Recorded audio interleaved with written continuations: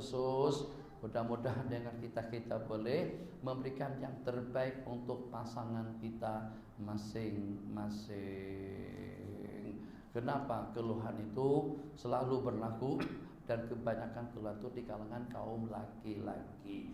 Makanya obat-obatan yang namanya penguat untuk menambah tenaga lelaki atau untuk mendapat kekuatan batin atau apalah istilahnya, itu justru dengan laki-laki. Jadi kemarin sudah saya sebut. Jadi baru paham dalam sebuah hadis. Kalau tidak salah di sini dulu ditanyakan, Syekh, ya, Assalamualaikum, salam. Kalau seandainya suami tak nak layan aku, terlaknat juga tak suami itu nanti, atau akan dilaknat juga tak suami itu oleh para malaikat sampai pagi sebagaimana perempuan? Kan tak ada hadis macam tu. Yang ada kalau perempuan diminta oleh suami terus dia tak layan suaminya, perempuan itu akan dikutuk oleh malaikat sampai subuh. Sampai suaminya restu dan ridho. Tapi bagaimana kalau suami tak nak layan? Suami nak, suami tak nak. Terkutuk tak suaminya itu? Tidak. Kenapa? Ya Allah, kenapa pula? Kenapanya? Sebab karena keadaan lelaki itu sendiri. Jadi keadaan lelaki yang sangat berbeda dengan keadaan perempuan. Perempuan itu boleh melayan suami sepanjang 24 jam. Di waktu tidur pun dia boleh layan keadaannya. Tapi kalau kita laki-laki tidak demikian. Kalau tuan hajinya tidur, dianya juga ikut tidur, maka istri tidak boleh berbuat apa-apa. Bang, bagi bangun bang, tak boleh, dia lagi sedang tidurnya ya. Itu ceritanya. Paham bang? Tak apa ya, paham pun tak apa.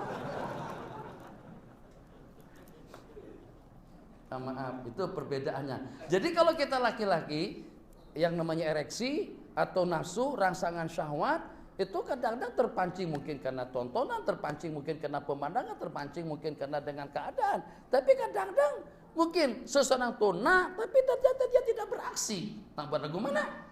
Kalau kita dikutuk juga, oh kesian kita. Sebab itu di luar daripada leluasa kita. Tapi kalau dengan perempuan, kalau perempuan tidak naik nafsu pun dia masih boleh layan suaminya. Beda. Maka keengganan daripada perempuan terkutuk. Keengganan daripada suami, kalau suami masih berkemampuan, ya itu cerita lain. Ini keadaan kadang-kadang yang namanya impoten itu dengan siapa, yang namanya mati pucuk itu juga dengan siapa, itu bukan dengan perempuan. Nanti Bang Suban tapi paham dah masalah, masih kecil lagi.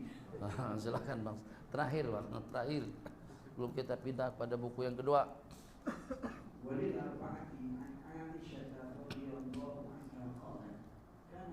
Alaihi salatu wassalam.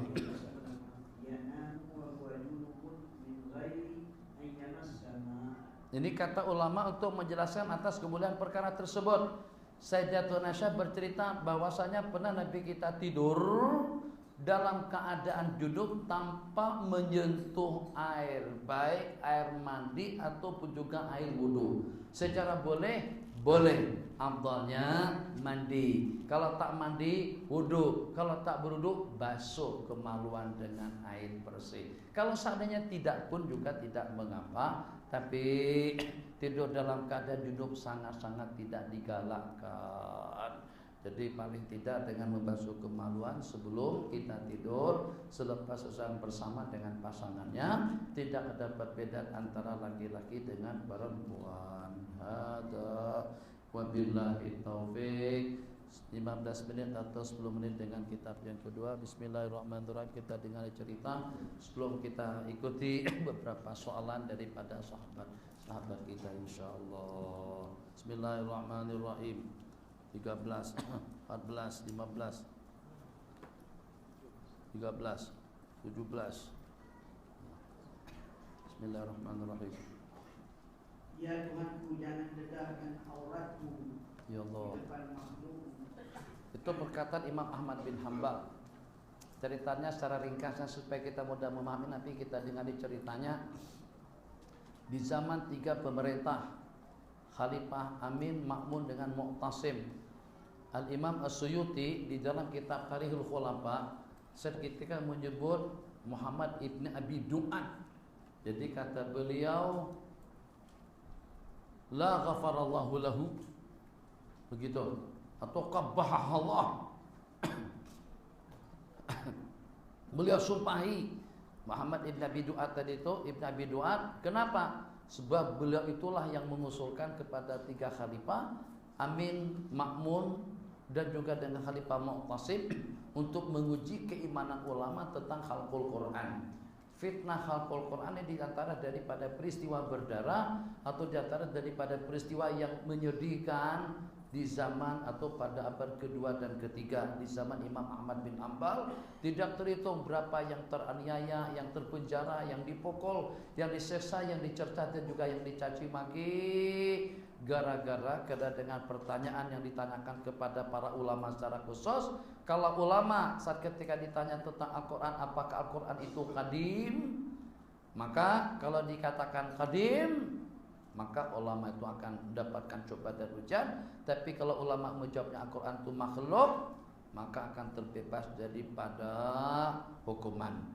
Imam Ahmad diantara daripada yang teruji, di mana dengan beliau tidak menggunakan bahasa tauliah, tidak menggunakan bahasa berpura-pura. Secara lantang beliau katakan Al-Qur'anu kadimun, Al-Qur'anu kalamullah, qadim dengan kitabillahi jalla wa'ala. Akhirnya Imam Ahmad bin Hanbal dipenjarakan, dan pada tiap saat hari mendapatkan habuat beliau daripada cambukan, daripada sebatan Khalifah Amin, Ma'mun, dan Khalifah Al-Mu'tasim billah. Kesimpulan cerita, jadi pada saat ketika aku sedang dicambuk, wah, dengan cambukan, dicemati. Bahasa kita disebat, tapi tidak sebatan dalam bahasa hukum. Bukan sebatan yang kalau 2-3 kali dipukulkan sampai hilang kejantanan laki-laki, itu tidak. Bukan sesadis itu, dirotan atau disebat. Laki-laki yang berzina akan disebat sebanyak 100 kali kalau dia masih bujangan. Begitu juga dengan orang yang minum 40 kali, hadul kata 80 kali. Itu bukan sebatan yang seperti yang kita dengar di dalam media massa. Tidak, bukan seperti itu. Satu kali sebatan dengan cemati yang panjang sampai menghilangkan kejantanan, seseorang akan jadi mati pocong dengan pukulan yang sudah dahsyat. Itu tidak. Dia dengan selendang, dia dengan rotan kecil, dia dengan seumpama selepa. Seperti itulah pukulan yang dilakukan. Jadi pada waktu Imam Ahmad sedang dilepaskan pakaian, yang ada tidak lebih daripada celana panjang, seluar panjang. Entah bagaimana pada saat ketika itu ujung daripada cemati, ujung daripada rotan cambuk tadi itu terkena tali pinggang Imam Ahmad bin Hanbal. Maka seketika itu dengan celana beliau terulur turun. Jadi pada cambukan pertama, kedua, dan yang sekejap tidak menjerit dan juga tidak mengeluh. Dengan begitu tabah dan sabarnya. Tapi pada saat terkena tali pinggang beliau, Imam Ahmad melirik ke atas langit, melirik ke atas, ya Allah ya Arhamar Rahimin. Kalau mereka dapat menodai, memukul dan mencambuk badan dan tubuhku, maka jangan sampai kau cemarkan, kau perlihatkan kemaluanku di khalayak orang ramai. Hanya dengan rintihan hati, lirikan mata yang berdoa. Jadi kata rawi yang menyaksikan kejadian tadi itu, aku sudah melihat celana Imam Ahmad itu telonde, tapi tenaik kembali, dan juga dengan ikatannya pun juga menjadi oleh kembali. Itu cerita atau kesimpulan daripada cerita yang disebutkan. Karamatan lahu, Allah takna kalau sampai mendadahkan, kalau sampai aurat Imam Ahmad itu terdadahkan di hadapan orang ramai. Nah, diriwayatkan bahwasanya ketika Imam Ahmad bin Hanbal disebat kerana tidak mau mengatakan Al-Quran sebagai makhluk, beliau mengucapkan Bismillah dengan nama Allah Subhanahu Wa Taala. Ketika disebat kali kedua, beliau mengucapkan La haula wa la quwwata illa billah. Ketika pukulan ketiga pula, beliau berkata Al-Quran ialah firman Allah Subhanahu Wa Taala yang bukan makhluk. Kemudian semasa sebatan yang keempat, beliau membaca ayat Kullan yusribana illa ma kataballahu lana, yaitu katakanlah sekali-kali tidak akan menimpa kami melainkan apa yang telah ditetapkan Allah Subhanahu Wa Taala untuk kami. Akhirnya beliau pun disebat sebanyak 29 kali. tali seluar Imam Ahmad dibuat daripada kain yang lusuh. Akibat pukulan tali seluar tersebut putus sehingga seluar beliau terlepas dan kemaluan beliau hampir kelihatan. Kemudian beliau menadahkan mata ke langit sambil berdoa. Tiba-tiba dalam sekelip mata tali seluar beliau tadi bersambung kembali. Perawi mengatakan, selepas 7 hari berikutnya aku menemui Imam Ahmad. Lalu aku bertanya, wahai Abu Abdillah, aku lihat tali seluarmu hampir putus. Kemudian engkau menatap ke langit hingga tali seluar tersebut tidak jadi putus. Apa yang engkau ucapkan?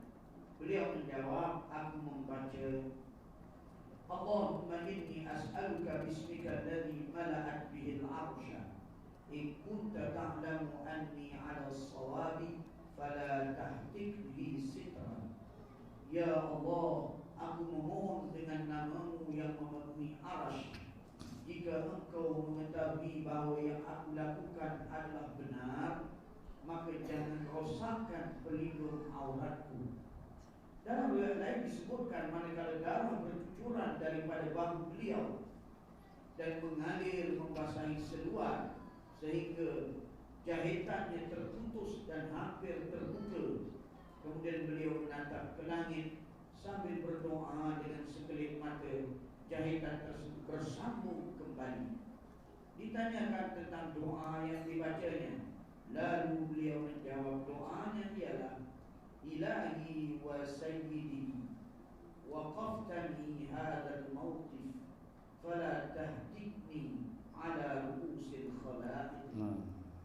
Wahai Tuhanku dan penghulu bagiku, engkau berikan ujian ini untukku di hadapan orang ramai, maka aku mohon janganlah engkau dedahkan auratku di depan makhluk. Itu gambaran kejadian yang berlaku pada saat ketika itu. Kalau dengan kita dapat informasi, dapat berita dan cerita daripada orang-orang yang pernah ditumpahkan di Bukit Aman, pun juga dilayan dengan layanan yang seperti itu, yang kadang-kadang dibugilkan oleh mereka kemudian disiksa dan juga dianiaya. Jadi Masya Allah tabarakallah, secepat kilat dengan lirikan mata memandang, ternyata secepat itu juga al-ijabah daripada Allah Jalla wa'ala. Itu makna hadis baginda Nabi SAW, ta'arraf ilallahi firraha. Kenalilah Allah di waktu kita lapang, di waktu kita senang. Jangan senyap, jangan diam, jangan nganggur, jangan ngelamun. Pada saat Allah bagikan kesehatan, kekuatan, kemampuan, duit, harta dan kekayaan, manfaatkan dan kita gunakan waktu kita, peluang kita dan kesehatan kita untuk kebajikan. Maka nanti pada saat ketika kita dalam keadaan memerlukan sesuatu daripada Allah, ternyata layanan daripada Allah secepat yang tidak dapat kita khayalkan. Seketika kita meminta, seketika itu juga Allah berikan. Tapi dengan syarat, di waktu Anda lapang, kau kenal aku. Di waktu Anda sehat, kamu kenal aku. Supaya kata ulama, jangan sampai pada waktu kita bermunajat, ya Allah ya Rahman Rahim, nangis lagi tinggal, ya Allah ya Qayyum, malaikat terasa asing dengan doa orang tadi itu. Itu doa tidak pernah kedengaran sebelumnya. Itulah doa tidak pernah kedengaran sebelumnya. Itu munajat tidak pernah didengar sebelumnya. Tapi kalau kita senantiasa berdoa, kita senantiasa bermunajat, senantiasa berjamaah, senantiasa di masjid, senantiasa berzikir, nama kita tuh sudah dikenal, suara kita tuh sudah dikenal, zikir kita sudah dikenal. Maka dalam keadaan tertentu, pada saat terperangkap, terjebak dalam keadaan-keadaan yang tidak ada satu kekuatan yang mampu untuk menyelamatkannya kecuali kekuatan Allah, di sanalah akan turunnya belayan kasih sayang Allah Jalla wa ala. Hadza wa billahi taufik. Banyak sangat. Tak apa, kita dengari dulu. Insyaallah JSB tidak ada. Tadi malam saya tak sengaja cerita tentang JSB, bercanda aja lah. JSB sebelumnya kita dihiburkan dengan JST, kemudian dengan JSB, kemudian sekarang ini khutbah-khutbah tentang persaudaraan, tentang perpaduan. Rupa-rupanya ada yang tersinggung. Jadi jamaah JSB tadi itu keluar dari masjid. Karena saya sebut GSB itu diantara daripada asbab perpecahan. Pada waktu kita bersatu, padu pun kita lemah, apalagi kalau pada waktu kita berpecah belah. Bismillahirrahmanirrahim. Assalamualaikum. Assalamualaikum warahmatullahi wabarakatuh.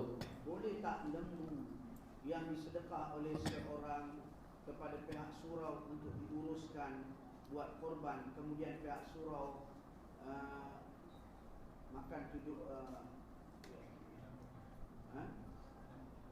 namakan 7 orang penama di atas lembu itu, sedangkan lembu itu adalah pemberian orang ramai, orang lain, bukan dikeluarkan duitnya oleh 7 penama itu. Contoh yang berhormat memberi lembu pada setiap daerah masjid dan surau. Tolong pencerahan. Jadi yang pertama, kita mendapatkan sumbangan hadiah lembu daripada yang amat-amat berhormat, daripada kementerian apa, atau juga katakan saja dengan kita mendapatkan hadiah beberapa ekor lembu daripada non-muslim. Mereka nak bantu kita untuk berkorban. Jadi secara pasti tidak ada pemiliknya. Maka bagaimana kalau diserahkan kepada pihak masjid, terus dengan pihak masjid memilih 7 orang nama daripada jamaah? Apakah pihak masjid punya wewenang seperti itu?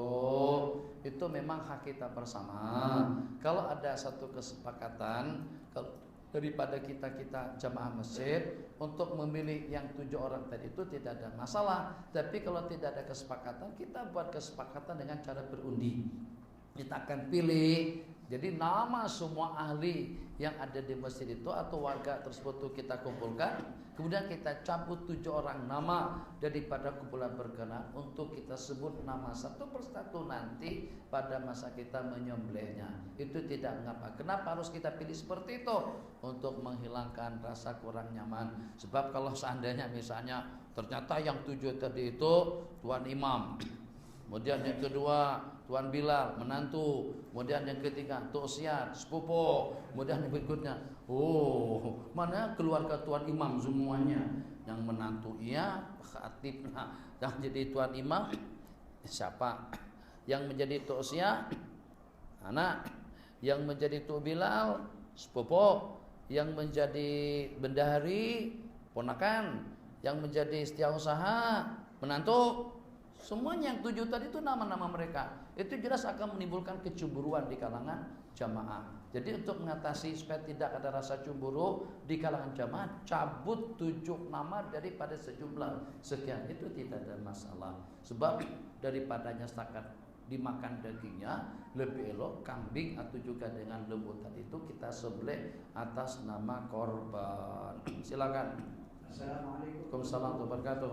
Beberapa ekor lembu dan kambing diserahkan kepada jatan kuasa masjid untuk ibadah korban setelah dibeli sama rata, dibagi sama rata kepada ahli karya. Bolehkah diambil sedikit untuk dimasak makan bersama antara ahli kerja dan orang ramai di masjid tersebut? Kan cara pembagian itu tidak mesti harus sama rata, sepertujuh itu tidak mesti. Memang afdalnya kalau pada waktu kita menyembelih kambing atau bagian kita yang sepertujuh itu kita bagi 3. Sepertiga untuk dimakan, sepertiga untuk dihadiahkan, dan juga sepertiga untuk kita sedekahkan kepada fakir miskin. Kalau seandainya kita sedekahkan semuanya, cantik. Kalau saya semuanya kita sedekahkan sedikit saja, tapi kebanyakannya kita makankan sebagai hadiah, boleh. Ataupun juga yang kita sedekahkan beratnya bagian kita tadi itu tidak kurang daripada dalam 20 kilo atau 25 kilo. Daripada yang 25 kilo tadi itu 1 kilo sedekah, 1 kilo hadiah. Sementara 23 kilo masuk dalam peti es semua. Boleh? Boleh.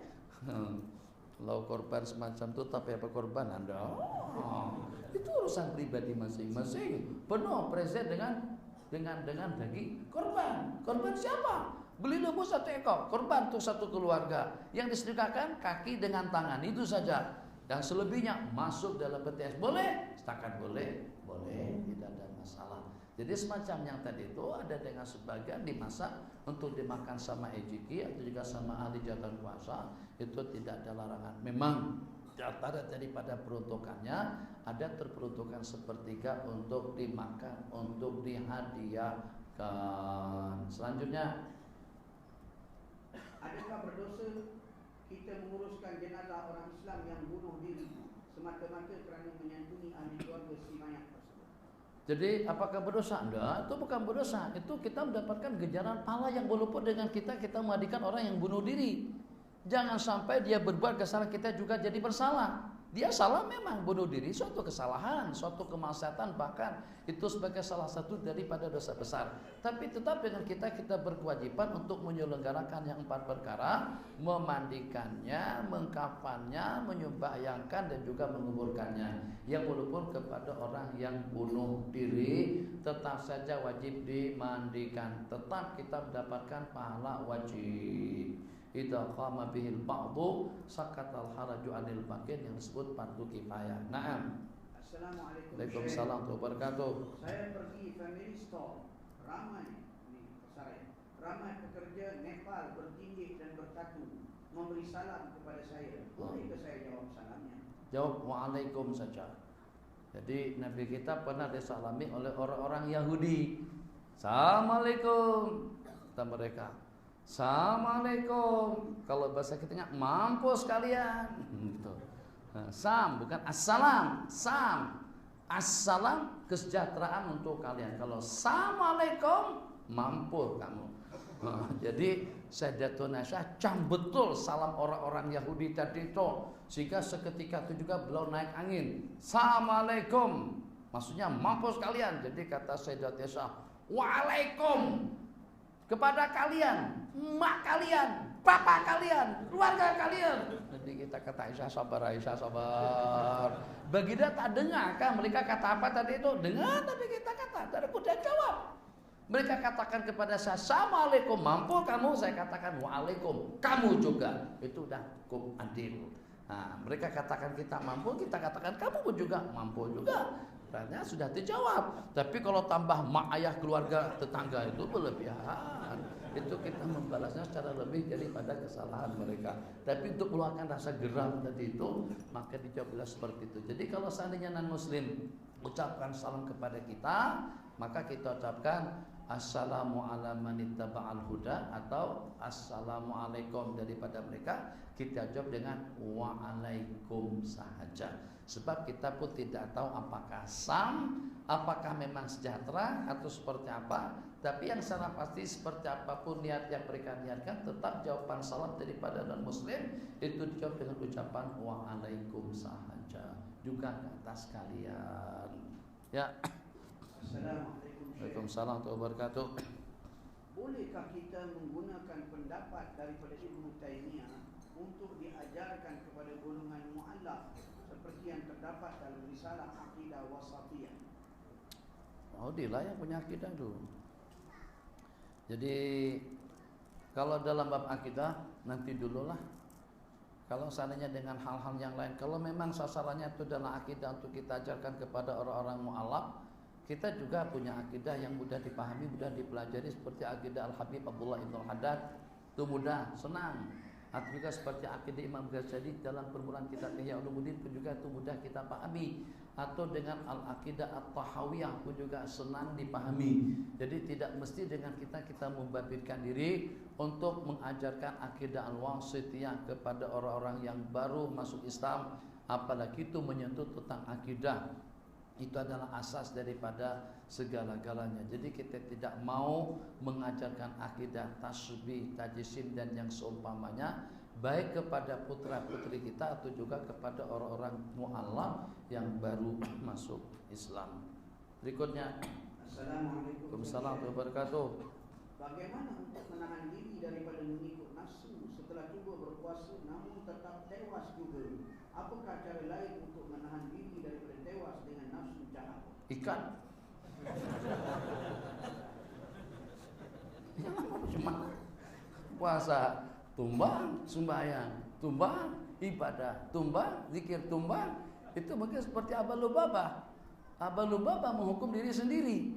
Jadi dengan beliau pada saat ditanya oleh orang-orang Yahudi, agak-agaknya Nabi kita akan bertindak macam mana nanti dengan kita-kita atau dengan kami-kami ini.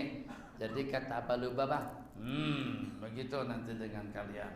Lepas mengisyarat macam tu, sedar, oh ini tidak betul. Ini berarti membocorkan rahasia negara. Ini berarti membocorkan rahasia Rasulullah SAW. Akhirnya dengan beliau tanpa disuruh, tanpa diperintah, tanpa disyaratkan oleh sesiapapun, beliau ambil tali, beliau ikat diri beliau di salah satu daripada tiang masjid. Jadi Nabi kita setelah mendengar kejadian tadi itu, Nabi kita tak kacau beliau, Nabi kita biarkan saja terikat di situ, karena Abu Lubabah menjatuhkan hukuman kepada diri pribadi beliau sendiri yang pada akhirnya turun taubat beliau daripada Allah Jalla wa'ala. Jadi bagaimana kira-kira puasa sudah? Jadi diantara daripada yang disarankan untuk berpuasa itu adalah orang-orang yang belum waktunya atau yang tidak berkemampuan untuk menyempurnakan separuh iman, itu dengan berkawin. Ya ma'syarasy syabab man istata'a minkumul ba'ata falyatazawwaj. Wahai para anak remaja, kenapa anak-anak remaja yang dihitab oleh Rasulullah di situ? Sebab dengan gejolak nafsu yang kadang-kadang dengan mereka tidak mampu untuk mengendalikannya, itu kalau dengan anak-anak remaja. Beda kalau dengan orang-orang yang sudah tua atau juga yang sudah dewasa. Nabi kita bersabda, wahai para remaja yang mampu untuk berkawin, hendaklah berkawin, sebab itu akan menjaga pandangan. Innahu aghaddu lil basar, akan menjaga kemaluan dan juga akan menundukkan pandangan. Faman lam yastati', yang tidak berkemampuan, fa'alaihi bisawm. Nabi kita suruh dia puasa. Puasa seperti puasa kita sekarang memang tidak menundukkan nafsu, memang tidak akan mengawal nafsu dan keinginan, bahkan justru kadang-kadang membuat benda itu menjadi-jadi. Dalam puasa mungkin oleh sebagian daripada kita merasakan, kalau pada waktu kita puasa Ramadan, subuh-subuh dan astagfirullahaladzim, puasa. Dia tak paham kita puasa. Habis macam mana? Mana daripada puasa itu mengurangkan makan dan minum, melaparkan perut. Ini enggak. Pada waktu sahur, karena di kepala kita besok tak ada sarapan pagi, tak ada makan siang, tak ada minum petang, maka pada waktu kita sahur kita jamak takdim ketiga-tiganya tadi itu. Waktu kita makan sahur kita cari dal, ra, zai, ada dal kan, dal. Jenis-jenis yang manis-manis itu apa namanya tuh, yang bukan selera makan subuh tuh. Oh, ada yang jenis yang diperam, ada tak tahulah nama-namanya. Ada. Allah sebut apa nama? Dalca. Acar. Yang manis tuh. Yang dimaniskan. Itu kan kalau makan supaya kita buka selera makan kita di waktu sahur. Kenapa? Supaya kita boleh jamak takdim pada masa sahur. Nanti pada waktu kita buka puasa macam itu lagi. Karena kita merasa pagi tidak makan, siang tidak makan, petang pun juga tidak ada pisang goreng.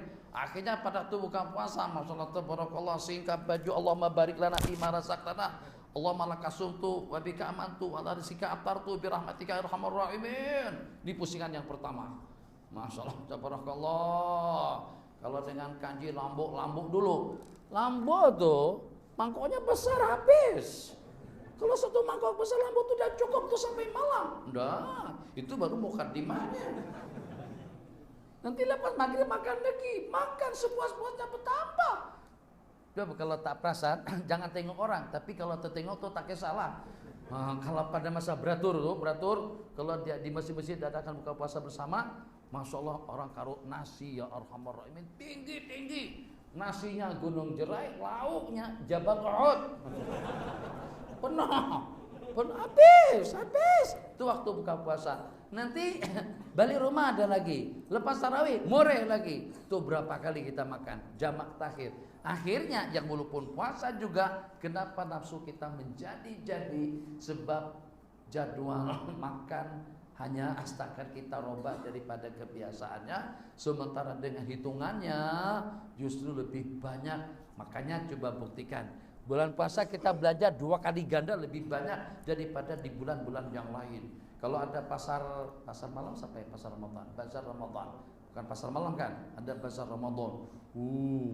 Semuanya nak dibeli asalkan ada duitnya. Tadi cadang bawa duit dalam 30 ringgit saja, tertakas 30, yang ada rupiah kita biarkan habis yang 30. Tengok lagi, ada lagi ayam golek, ayam madu, ada, masya Allah, beli lagi. sampai ke rumah nak disantap, nak dimakan lagu mana, masya Allah tabarakallah, cukup untuk seminggu sebenarnya dimakan untuk buat hari itu saja. Itu yang membuat nafsu tidak dapat dikawal. Tapi kalau ternyata puasa secara syar'i untuk menjaga mata, tatapan, pandangan, nafsu dan lain sebagainya, tetap juga tumbang. Macam mana cara mengatasinya? Satu berolahraga untuk mengalihkan pikiran, tidak memikirkan ke sana. Yang kedua, cari lingkungan. Yang ketiga, senantiasa zikir, ingat Allah Jalla wa'ala, senantiasa selalu melaksanakan qabliyah dan ba'diyah sembahyang. Sebab pada suatu ketika nanti sampai kepada tahap yang Nabi kita sabdakan di dalam hadis, satanhahu salatuhu yawmam ma, yang pada suatu ketika nanti sembahyang itu akan mencegahnya daripada segala kemaksiatan. 3 terakhir. Syekh, apakah amalan khusus untuk menyelesaikan hutang? Mau berniaga tiada modal, mau pinjam tiada layak. Matilah kalau macam itu. Mau berniaga tak ada modal, itu bagaimana? Kira-kira berutang, kita cari modal. Jadi bagaimana untuk mengatasi hutang piutang kita?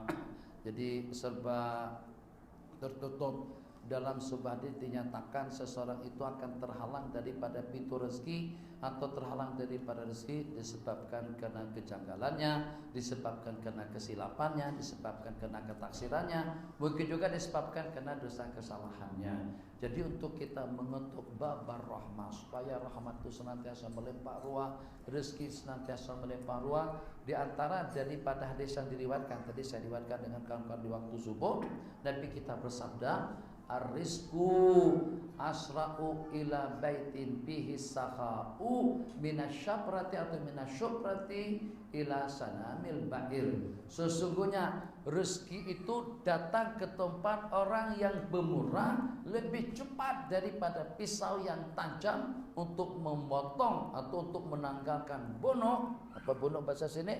Bonok daripada belakang onta. Bonok bahasa tadi disebut bonggol. Daripada bonggol yang jalanan itu bonggol juga. Itu bonggol juga. Sama bonggol itulah bacanya. Jadi pisau yang tajam kan sekejap terkerat. Nah, rezeki lebih cepat datang ke rumah orang yang pemurah. Jadi diantara daripada sebabnya kalau kita tidak pemurah dengan duit, cuma anak pemurah dengan duit, kita justru juga tidak berduit. Pemurah dengan waktu, pemurah dengan zikir, pemurah dengan ibadah, pemurah dengan sembahyang. Insya Allah rezeki kita juga akan menjadi murah.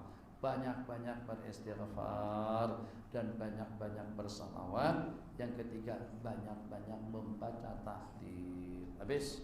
Wassallallahu ala sayyidina Muhammad wa ala alihi washabbihi wasallam. Jangan lupa untuk menyembelih korbannya masing-masing. Untuk berkorban itu senang saja cara mengatasinya. Tabung duit 1,5 ringgit tiap hari, 1,5 ringgit tiap hari, atau 2 ringgit. Kalau kita tabung tiap hari 2 ringgit, dalam 1 tahun duit terkumpul tidak kurang daripada dalam 700 ringgit. Boleh kita berkorban tiap tahun. Setakat berkorbannya, bukan dikorbankan.